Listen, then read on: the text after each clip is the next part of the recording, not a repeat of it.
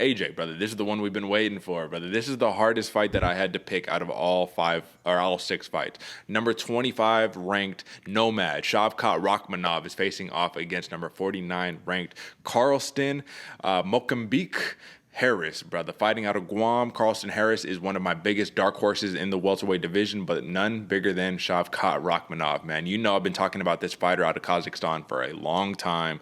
Minus 230 favorite is Rakhmonov with the plus 190 underdog in Carlston Harris. And one thing that I can say is that I think Harris, I don't know if he was a favorite in his last fight against Imba Kasanganay, but he's kind of been like overlooked in these last 2 fights, and he's finished his opponents in devastating fashion. So I'm hoping for a banging fight here, but both of these dudes are good at the same things, AJ, and that's what's weird to me right here. Shavkat Rakhmonov, heavy outside leg kicks, nasty guillotine, trips from the clinch and the body lock position are his go-to, so he can work the ground game, get a little bit of grappling going. But for Carlston Harris, he's always looking for the body lock, always looking for the little trip takedowns, the little Polish throws out there off of that body lock. Right hand covers a lot of distance. It's kind of like a club. I've talked about it before. Uses the kicks to keep the range, and very underrated power in the hands. However, Shavkat Rakhmonov, there's just something about the man. I don't know if it's that same thing that you were talking about. Not stiff, but this tightness where he's just there, he's ready to go. And when he lets his shot goes, brother, he goes. And he has this interesting way of timing his opponents to where he's pushing you back against the cage, da-da-da-da-da. He's going right hand, pushing you back. He knows you're going to bounce back off the cage. So what does he do? He sets up a beautiful knee to the body to come back, drop you down like that. Like, he's done that in devastating fashion to a lot of these dudes. In the UFC, 2-0, both submission wins. He got an easy win over Cowboy Oliveira. That was a submission first round win, and then against Prazeres, he gets the submission round 2. That was a funny fight though, because Prazeres was so small and Rakhmonov so tall. It was just a funny looking fight. This is the fight though. This is going to determine whether Rakhmonov is the real deal and vice versa. This is going to determine whether Harris is the real deal.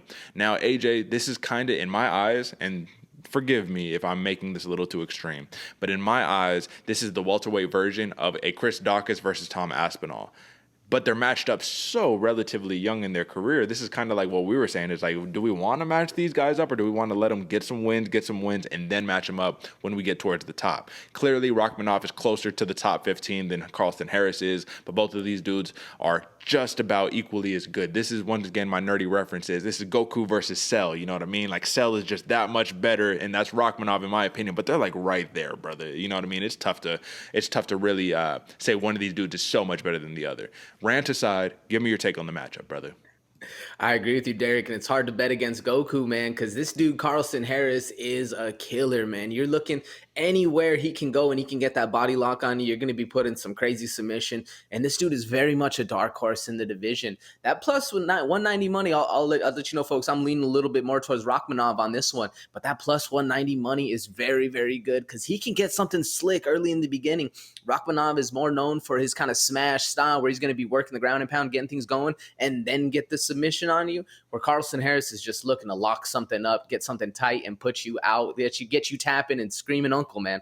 Carlston Harris is very, very dangerous, and I agree with you, Derek. The styles of this one are very copy and paste. I had a very hard time choosing because it's like, how could this fight go? Will we see the snappy jab of Rakhmonov coming in, or will Carlston Harris see that coming, duck under, and get the body lock, get things going? I think Harrison is a little more well-rounded on the ground, whereas Rakhmonov is a little bit more dangerous all around, if that makes sense. Like, he has that kind of killer instinct where he knows how to finish things going, whereas Rakhmonov is looking to set something up and then get the finish on you. Or excuse me if I said that wrong. Harrison is looking to get, set something up and then get the finish on you. Rakhmonov, man, he's very, very dangerous. This is going to be a fun fight of the night, man. Or maybe not fight of the night, but this is going to be a fun fight, me, because both of these fighters have that style where they can go and they can, mash against each other. But I think we're in store for a very up and down washing machine style kind of fight. What do you think? No, I absolutely agree with you, man. And the interesting thing to me is that Harris, though he has a couple more fights, right? He has 21 fights overall. 7 of those fights, have gone via decision. 5 via knockout, 5 via submission, but 7 via decision.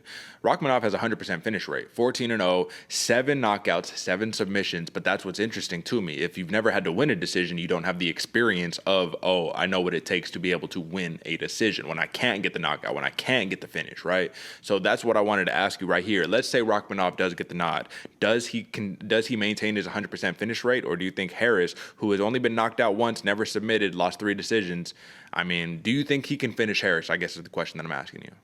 I think he can. I think he can by ground and pound. Maybe something goes where he doesn't get, Carlston Harris doesn't get the right, submission going, and then he gets caught with those elbows, gets caught with those hammer fists going down. I see that's how it's going to be able to get or that's how Rakhmonov is going to be able to get the finish. Mm-hmm. But I like what you're saying about the never going to decision, because that's a mental game right there. Yeah. You crack some dude that, you've been dropping people left and right with this one. He stands there looking right back at you, coming full force, and you're sitting there like, oh shit, now you're in the 3rd round, tired, drowning in that deep water. This dude still has that body lock on. He's still doing the same thing he was doing from round 1. That's a mental drain right there, bro. That's an uphill battle. You're fighting with some dude who's trying to, twist your limbs around. That's a very strange place to be if you've never been there before. And if Rakhmonov has that in this high of a caliber, that's going to be a very hard mental battle, man. I'm interested to see if that's what happens, because if that's the case, man, I'm leaning a little bit more towards Harrison on that one. He can get that decision win, whereas Rakhmonov's a little bit, I think he can get the finish personally. What do you think? All right, let's put some respect on my man's name. His last name is Harris, brother, not Harrison. Harris. Harris, my bad. It's all good. It's all good.